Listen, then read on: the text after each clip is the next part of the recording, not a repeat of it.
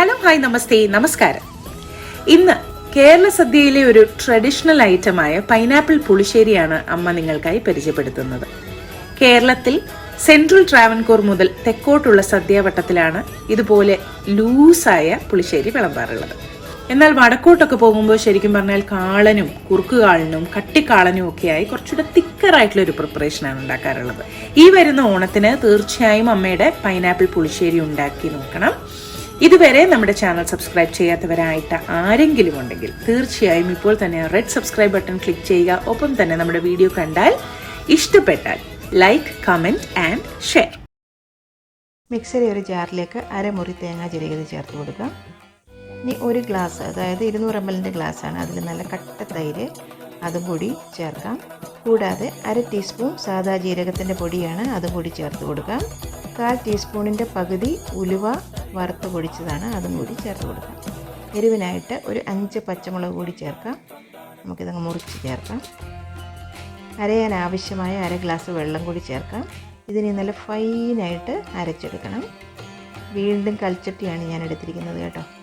അതിലോട്ട് നല്ല പഴുത്ത ഒരു പൈനാപ്പിളിൻ്റെ പകുതി എടുത്തിട്ടുണ്ട്.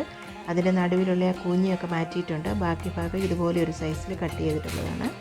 അതങ്ങ് ചേർത്ത് കൊടുക്കാം. ആവശ്യത്തിന് ഉപ്പും കൂടി ചേർക്കാം. 1/4 ടീസ്പൂൺ മഞ്ഞൾപ്പൊടി കൂടി ചേർക്കാം.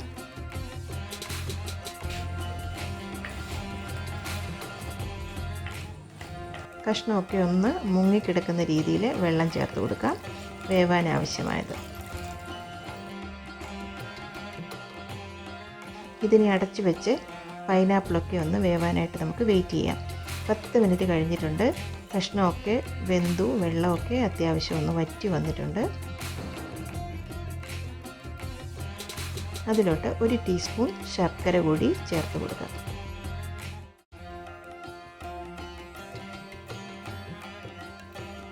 ഈ ഫ്ലെയിം ഒന്ന് ലോയിലേക്കാക്കി വെക്കണം. അതിലോട്ട് നല്ല ഫൈനായിട്ട് അരച്ചെടുത്ത തേങ്ങയുടെ കൂട്ട് ചേർത്ത് കൊടുക്കാം. നന്നായിട്ട് തുടരെ ഇളക്കി കൊടുക്കണം കേട്ടോ. കൽച്ചട്ടിയും കൂടി ആയതുകൊണ്ട് നല്ല ചൂട് നിൽക്കും. തുടരെ ഇളക്കണം. ലോ ഫ്ലെയിമിൽ തന്നെ വെക്കണം, കാരണം നമ്മുടെ അരപ്പ് പിരിഞ്ഞു പോകാൻ പാടില്ല. അപ്പോൾ ഈ അരപ്പൊക്കെ കൂടി ഒന്ന് ചൂടായി ഒന്ന് തിളച്ച് തുടങ്ങിയാൽ മതി കേട്ടോ.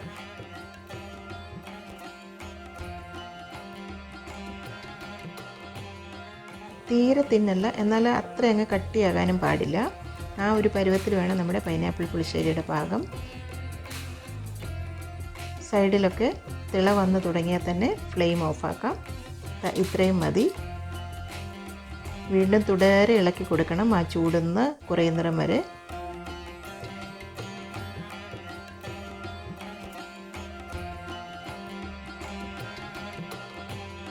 ഇനി ഇതിലേക്ക് കടുക് വറുത്ത് ചേർക്കണം. ഒരു പാനിലേക്ക് 1 ടേബിൾ സ്പൂൺ വെളിച്ചെണ്ണ ചേർത്ത് കൊടുക്കാം. 1 ടീസ്പൂൺ കടുകിട്ടൊന്ന് പൊട്ടിക്കാം. കടുകും പൊട്ടിയാൽ 1/4 ടീസ്പൂൺ ഉലുവ മുഴുവനായിട്ടുള്ളത് ചേർത്ത് കൊടുക്കാം. ഫ്ലെയിം ഓഫാക്കാം. 2 വറ്റൽമുളക് കൂടി അങ്ങ് ചേർക്കാം. ഒരു 2 തണ്ട് കറിവേപ്പിലയും കൂടി ചേർക്കാം. ഒരു നുള്ള് മുളക് പൊടിയും കൂടെ ചേർക്കാം. ആ ചൂടിലിരുന്നത് മൂത്ത് കിട്ടും. ഇനി ഇത് നമുക്ക് ചൂടോടുകൂടി പൈനാപ്പിൾ പുളിശ്ശേരിയിലേക്ക് ചേർക്കാം.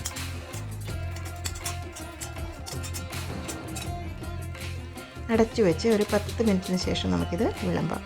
ഇതിപ്പം വിളമ്പാനായിട്ട് റെഡി ആയിട്ടുണ്ട്. കണ്ടില്ലേ, തീരെ അങ്ങ് ലൂസും അല്ല, എന്നാൽ അത്രയ്ക്കങ്ങ് കട്ടിയുമില്ല. ആവശ്യത്തിനുള്ള ഒരു തിക്നെസ്സേ ഉള്ളൂ. ഇത് കണ്ടില്ലേ, ഒരു കുഞ്ഞു കൽച്ചട്ടിയാണ് കേട്ടോ. ഇതും എൻ്റെ ചെറുതിലേ വീട്ടിലുണ്ടായിരുന്ന ഒരു കൽച്ചട്ടിയാണ്. എന്തായാലും അതിലേക്കൊന്ന് നമുക്ക് സെർവ് ചെയ്തെടുക്കാം.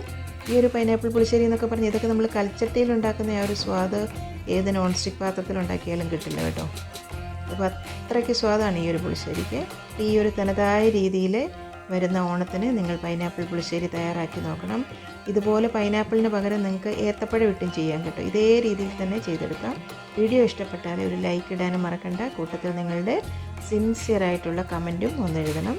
അത് വായിക്കുമ്പോൾ എനിക്ക് എന്ത് സന്തോഷമാണെന്നറിയാൻ ഉണ്ടാകുന്നത്. അപ്പോൾ നിങ്ങളിത് ഓണത്തിന് വീട്ടിലുണ്ടാക്കിയ ശേഷം ഫീഡ്ബാക്ക് അറിയിക്കാനും മറക്കണ്ട.